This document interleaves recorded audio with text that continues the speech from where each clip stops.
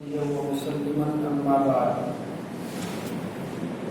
آج کی تراویح میں آپ نے 10واں پارہ مکمل اور 11واں پارہ آدھا سنا ہے۔ 10ویں پارے کا آغاز چل رہا ہے اور وہی حکم جو سورہ توبہ میں اس سے پہلے سورہ انفال میں اللہ نے بیان کیا تھا مال غنیمت کے تعلق سے، وہی حکم 10ویں پارے کے شروع میں بھی ہے کہ تم جان لو جو بھی مال غنیمت ہے اللہ کے لیے اس کا خمس ہے، رسول کے لیے، رشتہ داروں کے لیے، یتیموں کے لیے، مساکین کے لیے۔ اسلام سے پہلے مال غنیمت کا یہ حکم تھا کہ جہاد کے بعد جو بھی مال غنیمت حاصل ہوتا اس سارے مال غنیمت کو لا کر کے میدان میں ایک جگہ اکٹھا کر دیا جاتا۔ اگر جہاد اللہ کے یہاں قابل قبول ہوتا تو آسمان سے ایک آگ آتی، اس مال غنیمت کو جلا کر راکھ کر دیا کرتی۔ یہ اس بات کی نشانی ہوتی تھی کہ جہاد ہمارا اللہ کے یہاں قبول ہو چکا ہے۔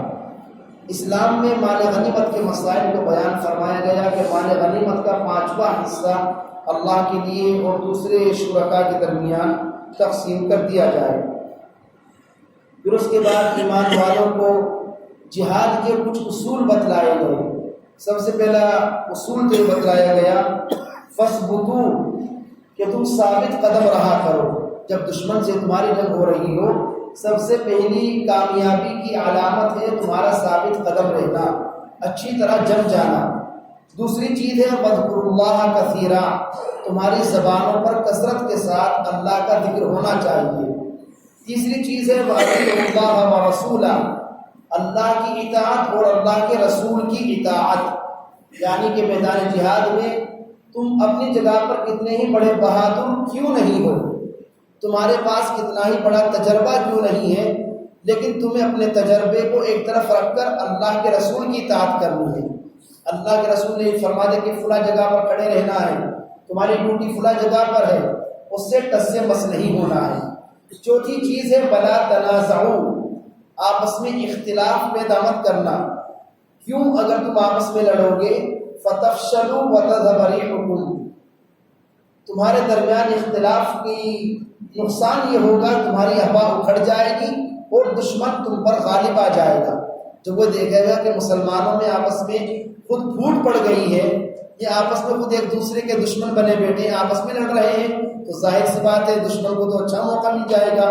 اور 5ویں چیز ہے وَاصْبِرُوا، صبر کرتے رہنا۔ یہ 5 اصول اللہ نے بیان فرمائے میدان جہاد میں مجاہدین کے لیے کہ ان 5 اصول پر عمل کر لو۔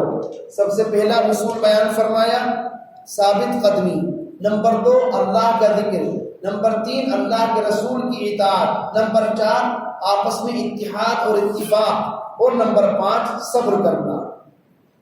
اور پھر اس کے بعد فرمایا چھٹی بات بیان فرمایا، چھٹا اصول بیان فرمایا وَلَا تَكُونُوا كَالَّذِينَ خَرَجُوا مِن دِيَارِهِمْ بَطَرًا، کہ ہرگز خوش فہمی میں مبتلا مت ہونا اور ہرگز تکبر مت کرنا، تمہارے اندر غرور بالکل نہ آئے، اس لیے کہ اصل کامیابی کا دار و مدار وہ تعداد پر نہیں بلکہ اللہ کے فیصلے پر ہے۔ یعنی اللہ نے خود فرمایا، غزوہ بدر کا واقعہ چل رہا ہے کہ دیکھو تمہاری تعداد بھی بہت کم تھی، تمہارے پاس ہتھیار بھی کچھ نہیں تھے، تمہارے پاس سواری بھی کچھ نہیں تھی، جو جگہ تمہیں لڑنے کے لیے ملی ہے وہ جگہ بھی تمہارے لیے مناسب نہیں تھی، اس کے برخلاف دشمن کے پاس ہتھیار بھی ہیں، سواریاں بھی ہیں، گھوڑے بھی ہیں، تعداد بھی ہے اور جگہ بھی تم سے زیادہ اچھی ہے۔ بظاہر تو فتح اور کامیابی ملنی چاہیے تھی کفار کو، لیکن اللہ نے تم 313 صحابہ کرام کو کامیابی دی۔ کیوں؟ اس لیے کہ کامیابی کا دار و مدار وہ ظاہری اسباب پر نہیں بلکہ وہ اللہ کے فیصلوں پر ہوا کرتا ہے اور اللہ کے فیصلوں پر راضی رہنے میں ہوتا ہے۔ آگے اللہ نے فرمایا وَأَعِدُّوا لَهُم مَّا اسْتَطَعْتُم مِّن قُوَّةٍ وَمِن رِّبَاطِ الْخَيْلِ۔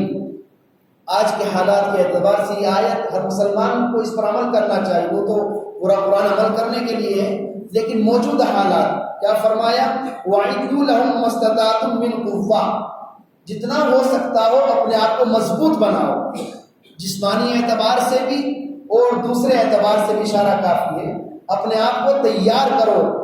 وَمِن رِّبَاطِ الْخَيْلِ، اس زمانے میں چونکہ میں جہاد کی سب سے بڑی جو چیز ہوا کرتی تھی وہ گھوڑا ہوا کرتا تھا۔ اللہ نے فرمایا اپنے بدن میں طاقت بھی پیدا کرو اور اپنے گھوڑوں کو بھی تیار رکھو، کیا معلوم دشمن سے مقابلہ کرنے کی کب باری آ جائے۔ ہمارے گھر میں تو اگر سانپ بھی نکل آئے تو اس کو مارنے کے لیے بھی جھاڑو اٹھائیں گے، اس کے لیے بھی ہمارے پاس گھر میں کچھ ہتھیار نہیں ہے۔ قرآن کہتا ہے وَأَعِدُّوا لَهُم مَّا اسْتَطَعْتُم مِّن قُوَّةٍ، جہاں تک ہو سکے اپنے آپ کو مضبوط بناؤ، وَمِن رِّبَاطِ الْخَيْلِ، اور جو میدان جہاد کے لیے ضروری اسباب ہیں ان کو تیار رکھو۔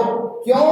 تُرْهِبُونَ بِهِ عَدُوَّ اللَّهِ وَعَدُوَّكُمْ، جب تمہارے بدن مضبوط ہوں گے، تمہارے پاس دشمن سے مقابلہ کرنے کے لیے اسباب ہوں گے، دشمن خود بخود تم سے ڈر کر بھاگ جائے گا، چاہے وہ اللہ کا دشمن ہو چاہے تمہارا دشمن ہو، پھر اس کی ہمت نہیں کہ وہ تمہارے قریب بھی آ سکے۔ کیونکہ دشمن دو طرح کے ہیں، ایک وہ ہے لا تعلمونہم اللہ یعلمون، منافقین جو اپنے آپ کو مسلمان ظاہر کر رہے تھے، اللہ نے فرمایا تم ان کو نہیں جانتے، اللہ ان کو جانتا ہے، ان کی نیتیں اچھی نہیں ہیں۔ اس کے بعد اللہ نے اپنے پیارے حبیب کو مخاطب کیا، یا ایھا النبی حسبک اللہ ومن اتبعک من المؤمنین، پیارے پیغمبر آپ کو اللہ کافی ہے، اور آپ کو نہیں ان لوگوں کو بھی اللہ کافی ہے جو آپ کی اتباع کریں گے۔ مسلمانوں کو بھی اللہ کافی ہے بشرطے کہ ایمان والا اللہ کے رسول کی اتباع کرنے والا بن جائے، پھر جب اس کے ساتھ میں اللہ ہو گیا اب دنیا کی کوئی طاقت اس کا بال بیکار نہیں کر سکتی ہے۔ اس طرح پھر سورت کے آخر میں اللہ نے مومنین کا اور مہاجرین کا تذکرہ فرماتے ہوئے ارشاد فرمایا بے شک وہ لوگ جو ایمان لائے اور انہوں نے ہجرت کی، اپنے مالوں سے اپنی جانوں سے اللہ کے راستے میں جہاد کیا، اور وہ لوگ جنہوں نے ٹھکانہ دیا یعنی انصار مدینہ جنہوں نے مہاجرین کو ٹھکانہ دیا تھا، ایک دوسرے کی مدد کی، یہ لوگ، اور اسی طرح وہ لوگ جو ایمان لائے اور انہوں نے ہجرت نہیں کی، اللہ نے فرمایا تمہارا تعلق پیارے پیغمبر ان لوگوں سے ہونا چاہیے جنہوں نے ہجرت بھی کی ہے، اور جو ایمان تو لائے لیکن ہجرت نہیں کی، تم ان سے اس وقت تک اپنی دوستی ختم کر لو جب تک وہ ہجرت نہ کر لے، کیونکہ اس وقت ہجرت کرنا فرض عین تھا، اپنے وطن کو چھوڑنا اپنے ایمان کو بچانے کے لیے فرض عین ہو چکا تھا۔ اس طرح یہ صورت مکمل ہوئی، اور اس کے بعد سورہ توبہ شروع ہوتی ہے، دوسرا نام سورہ برات بھی ہے۔ اس صورت کے شروع میں بسم اللہ نہیں ہے، کیوں؟ اس لیے کہ اس کے مضامین اور اس کے مسائل بھی وہی ہیں جو اس سے پہلے والی صورت میں ہے، اسی لیے بعض صحابہ کرام نے ان دونوں صورتوں کو ایک ہی صورت مانا ہے، اس لیے بیچ میں بسم اللہ نہیں ہے۔ مسئلہ یہ ہے اگر کوئی شخص پہلے سے تلاوت کرتا ہوا آ رہا ہے تو وہ یہاں پر بسم اللہ نہیں پڑھے گا، اور اگر یہیں سے وہ تلاوت کرنا شروع کرتا ہے تب بہرحال وہ بسم اللہ پڑھے گا، لیکن اگر پہلے سے تلاوت کرتا ہوا آ رہا ہے تو پھر بسم اللہ پڑھنے کی ضرورت نہیں ہے۔ اس صورت میں اللہ نے غزوہ حنین کا تذکرہ فرمایا، جس میں مسلمانوں کی تعداد تقریباً 13,000 تھی، ہتھیار بھی خوب تھے۔ اب مسلمانوں کو تو خوش فہمی ہو گئی، ہمارے پاس ہتھیار بھی ہیں، ہماری تعداد بھی زیادہ ہے، ہمارا کچھ بھی نہیں ہو سکتا، اور غرور اللہ کو پسند نہیں ہے، لہذا شروع میں اللہ نے ہلکا سا جھٹکا دکھلایا، دشمن فوراً مسلمانوں پر غالب آ گئے، کیونکہ مسلمانوں کی سوچ تھی ہماری تعداد زیادہ ہے، ہمارا کوئی آدھا دشمن ہماری تعداد دیکھ کر بھاگ جائے گا۔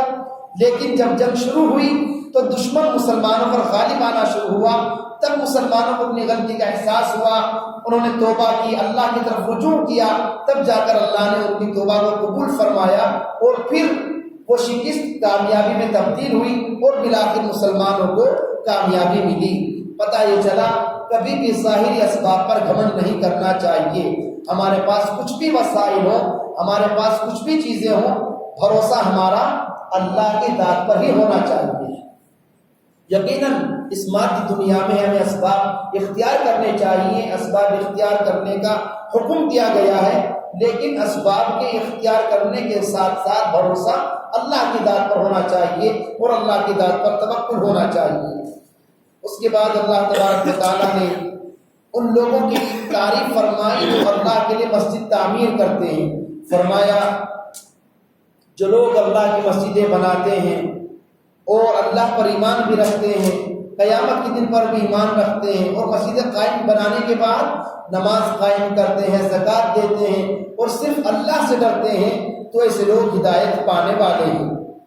پھر اس کے بعد آپ صلی اللہ علیہ وسلم سے محبت کے بارے میں حکم دیا، اگر تمہارے باپ، ان کان آباؤکم، تمہارے باپ، و ابناؤکم، تمہاری اولاد، و اخوانکم، تمہارے بھائی، و ازواجکم، تمہاری بیویاں، و عشیرتکم، تمہارا خاندان، و اموال اقترفتموہا، تمہارا وہ مال جس کو تم نے جمع کیا، و تجارت تخشون کسادہا، اور وہ کاروبار جس سے تمہیں بڑی محبت ہے، وہ مساکن ترضونہا، اور وہ مکانات، وہ شاندار بلڈنگیں جن کو تم پسند کرتے ہو، احب الیکم من اللہ ورسولہ وجہاد فی سبیلہ، سن لو اگر یہ تمام چیزیں یعنی باپ، اولاد، خاندان، رشتہ دار، بیوی بچے، تجارت، گھر بار، یہ ساری چیزیں تمہیں محبوب ہیں اللہ اور اللہ کے رسول کے مقابلے میں اور اللہ کے راستے کے مقابلے میں، فتربصوا، کان کھول کر سن لو، حتی یاتی اللہ بامری،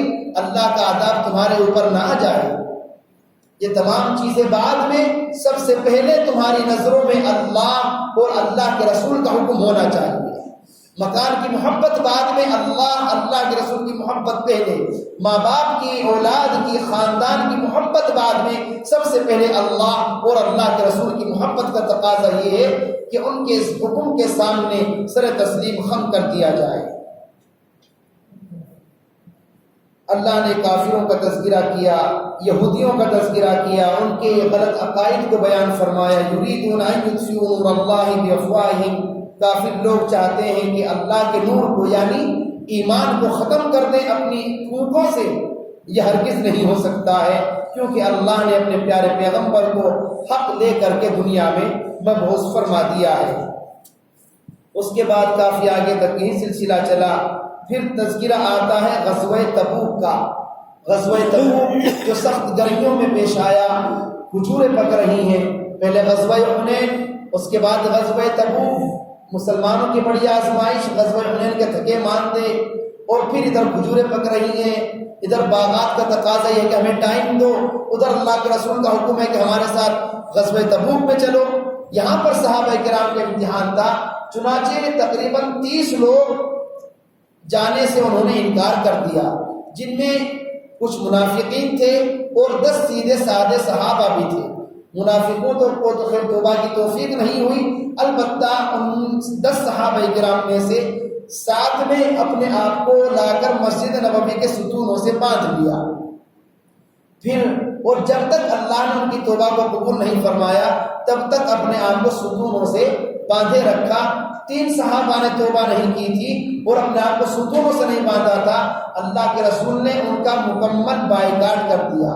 دوسرے صحابہ سے کہہ دیا ان کے ساتھ نہ کوئی بولے، نہ ان کے ساتھ کھائے نہ پیے، نہ ان کے ہاں کوئی آئے جائے، ان کا تعلق ختم۔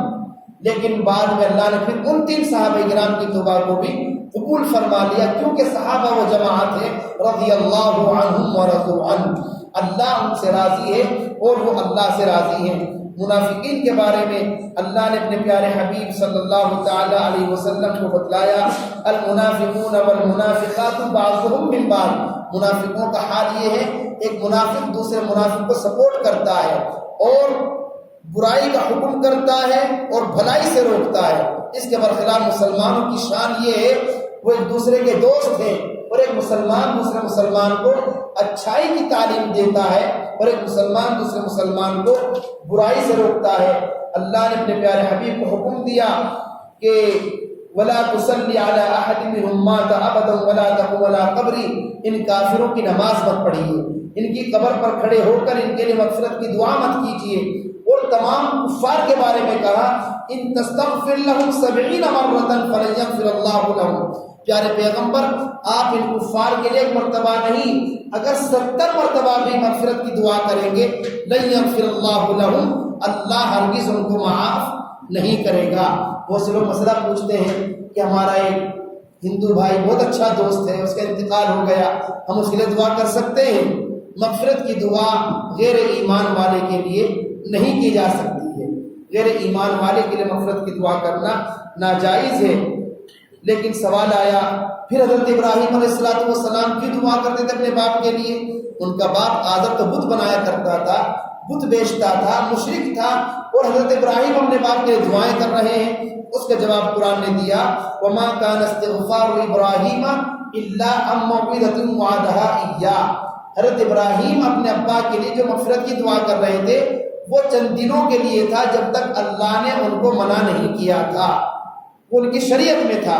لیکن بعد میں حضرت ابراہیم علیہ السلام کو بھی باپ کے حق میں دعا کرنے سے منع کر دیا گیا تھا، اور وہ بھی اپنے باپ کے لیے پھر دعا کرنے سے باز آ گئے تھے.